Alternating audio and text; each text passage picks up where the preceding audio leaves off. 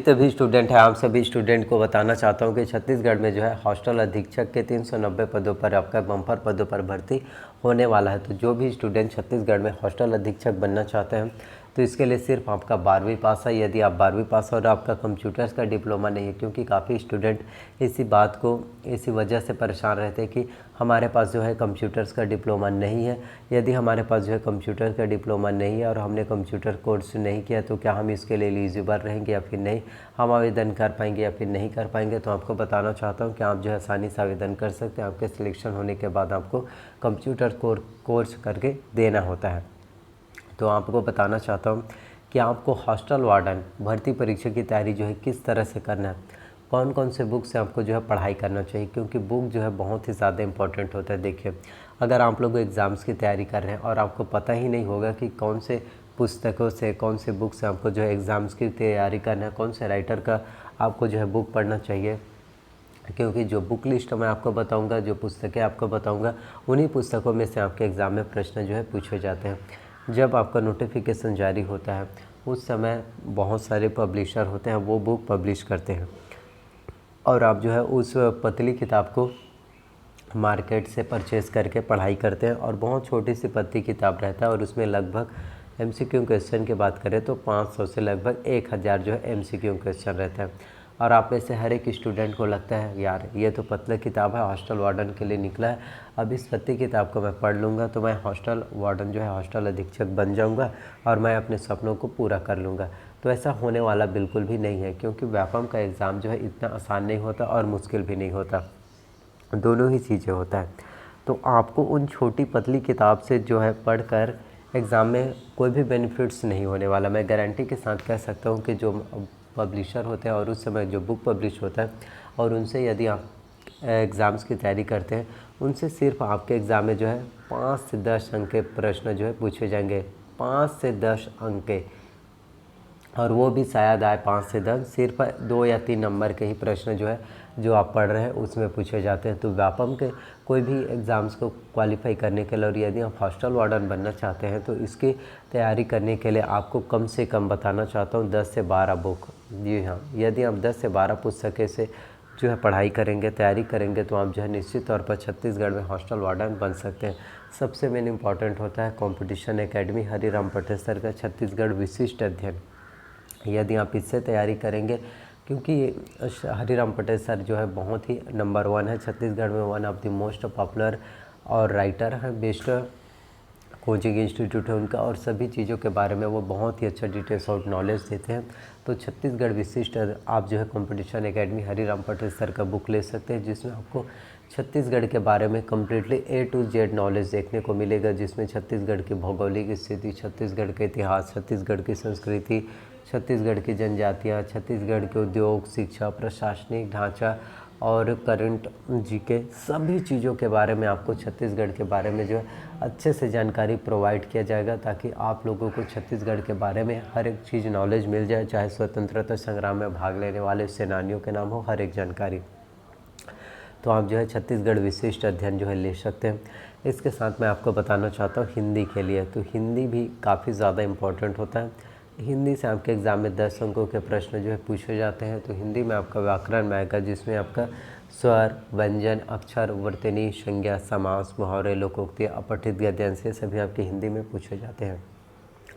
तो हिंदी की तैयारी करने के लिए आपको जो है दिल्ली IAS एकेडमी का बुक लेना है, जिससे आपकी हिंदी व्याकरण की तैयारी जो है अच्छे से हो पाए। आप में से काफ़ी स्टूडेंट होते हैं जो हिंदी में उतना फोकस नहीं करते, सिर्फ यही चीज़ें सोचते रहते हैं कि मैथ से रीजनिंग। एक बात बताइए, अगर आप मैथ से रीजनिंग में स्ट्रॉन्ग भी हो जाते हैं, अच्छे से अंक ला लेते हैं, लेकिन अब यदि आप करंट अफेयर्स में, छत्तीसगढ़ में, GK में, कंप्यूटर्स में, बाकी सब्जेक्ट में यदि आपका पकड़ नहीं रहेगा, उन सभी चीज़ों के बारे में नॉलेज नहीं रहेगा, तो आप क्या मैथ्स और रीजनिंग में अच्छे नंबर लाकर एग्ज़ाम्स क्वालिफाई कर लेंगे? नहीं कर पाएंगे। तो अब क्यों उन पर ज़्यादा फोकस करते हैं? आप उसमें सिर्फ 10-15 अंक ला लीजिए 30 में से, बस इतना में आपका काम हो जाएगा, क्योंकि हॉस्टल वार्डन बनने के लिए आपका कंप्यूटर से सबसे ज़्यादा इम्पोर्टेंट रोल होता है, प्ले करता है। क्योंकि कंप्यूटर से हमारे एग्ज़ाम में जो है 50 अंकों के 50 प्रश्न जो है अकेले पूछे जाते हैं। तो कंप्यूटर्स में आपको सबसे ज़्यादा अगर हार्डवर्क करना है, मेहनत करना है, तो आपको कंप्यूटर्स में करना है, जिससे आप एग्ज़ाम में जो है अच्छे से स्कोर कर पाए और आपका सिलेक्शन जो है हो जाए। मैं आपको बताना चाहता हूँ कंप्यूटर्स की तैयारी करने के लिए यदि आप 50 में से इसमें 25 अंक लाना जो है अनिवार्य होते हैं कंप्यूटर्स में। यदि आप 50 में से 25 अंक नहीं लाएंगे तो आपका सिलेक्शन नहीं हो पाएगा और आप जो है हॉस्टल वार्डन नहीं बन पाएंगे। तो मैं आपको बताना चाहता हूँ परीक्षा मंथन कंप्यूटर एक परिचय।